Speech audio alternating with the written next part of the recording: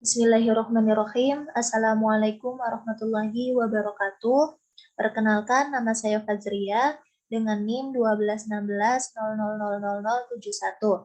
Di sini saya dari kelas 2E Psikologi. Dan di sini saya akan membahas tentang uji Kruskal-Wallis. Selanjutnya, di sini uji Kruskal-Wallis memiliki fungsi yang pertama untuk menguji perbedaan keadaan atau perlakuan dari sampel independen, dan juga mempunyai fungsi alternatif one-way ANOVA atau ANOVA satu arah. Selanjutnya, memiliki fungsi merupakan perluasan dari uji Mann-Whitney untuk dua sampel independen.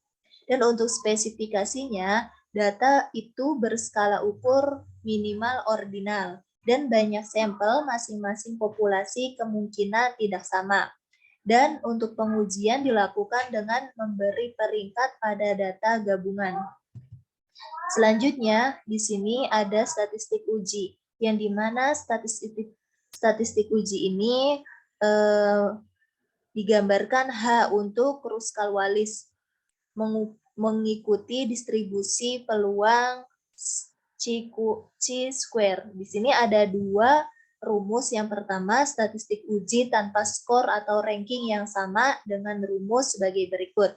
Yang dimana N ini menunjukkan banyaknya pengamatan dalam K-sampel, dan K menunjukkan banyak kolom atau banyaknya populasi. Dan untuk RJ menunjukkan jumlah ranking dalam sampel ke I. Dan untuk rumus yang kedua, itu statistik uji dengan skor atau ranking yang sama dengan rumus sebagai berikut. Dan di sini yang dimana N ini menunjukkan banyaknya pengamatan dalam K-sampel. Dan untuk K banyak kolom atau banyaknya populasi. Dan untuk RJ itu jumlah ranking dalam sampel ke I. Dan untuk T itu menunjukkan banyaknya nilai pengamatan yang sama dalam sekelompok skor. Selanjutnya, di sini ada kriteria uji, yang dimana tolak H0 jika H hitung itu lebih dari H tabel. Atau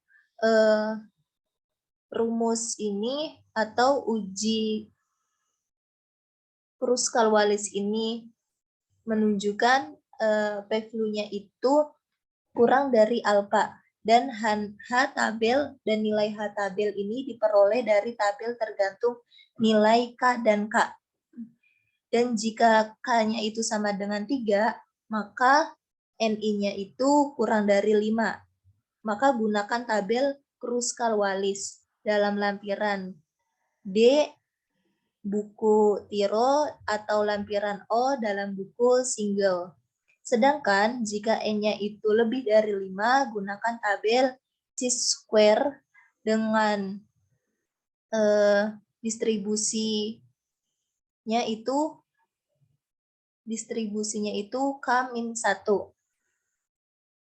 Di sini ada contoh soal yang dimana Kauson dan kawan-kawan melaporkan data tentang kadar kortisol dalam 3 kelompok pasien yang melahirkan pada usia kehamilan antara 38 dan 42 minggu.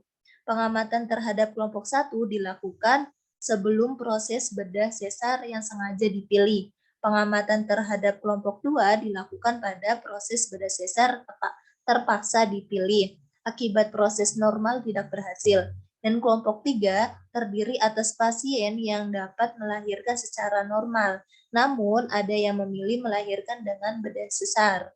Jika ingin mengetahui apakah data ini menyediakan bukti yang cukup untuk menunjukkan adanya perbedaan median kadar kortisol di antara ketiga populasi yang diwakili. Di sini ada bentuk tabelnya antara kelompok 1 dan kelompok 3. Selanjutnya, dengan solusi yang dimana hipotesis ini H0 antara kelompok 1, kelompok 2, dan kelompok 3 itu tidak terdapat perbedaan kadar kortisol di antara ketiga kelompok. Dan untuk H1 itu terdapat perbedaan kadar kortisol di antara ketiga kelompok dan alfanya itu menggunakan 5%. Di sini pengujiannya dengan melalui statistik, melalui menggunakan SPSS, yang dimana yang pertama masukkan dan atur variabel pada bagian variabel view sebagai berikut, yang dimana untuk yang pertama itu kadar dan juga kelompok, yang dimana desimalnya itu 0 dan tabelnya itu kadar kortisol dan kelompok. Dan untuk p-value-nya itu bagian kelompoknya itu dicantumin sesuai kelompoknya. Pas itu kelompoknya ada 3, berarti kita cantumin ketiga kelompok itu. Dan untuk data, untuk measure kelompok sendiri itu adalah nominal. Nah, setelah itu kita masukkan data variabel view-nya. Variabelnya ke data view sebagai berikut. Nah, selanjutnya di sini kita klik analyze non-parametric test, legacy dialog, dan klik k-independent sample. Nah, setelah itu kita masuk ke variabel kadar, yang dimana ke kolom masukkan variabel kadar ini ke kolom variabel list variabel, dan untuk variabel kelompok itu ke kolom grup variabel yang ada di bawah.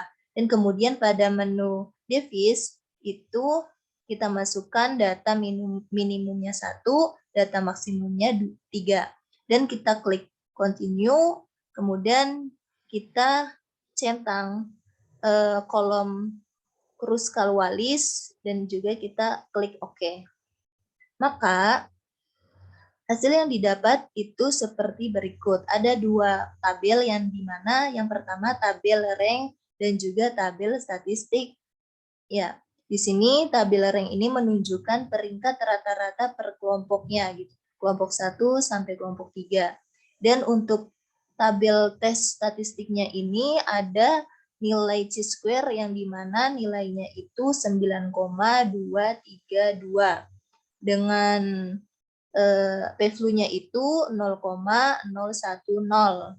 Di sini mempunyai kriteria uji yang dimana H0 itu ditolak jika H hitung itu lebih dari H tabel dengan nilai sebagai berikut, dan jika H0 itu ditolak jika p-value-nya itu kurang dari alfa. Nah, alfanya itu 0,05.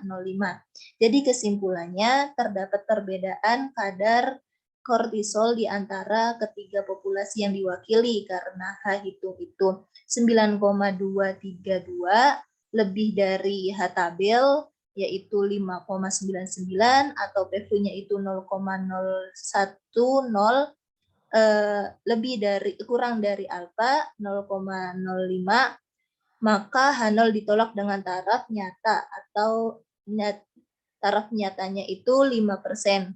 Dan berdasarkan hasil tersebut, maka dapat disimpulkan bahwa rata-rata skor PRS sebelum terapi untuk kelompok yang telah pulih berbeda dengan kelompok yang belum pulih. Mungkin pertemuan kali ini cukup sekian. Wassalamualaikum warahmatullahi wabarakatuh.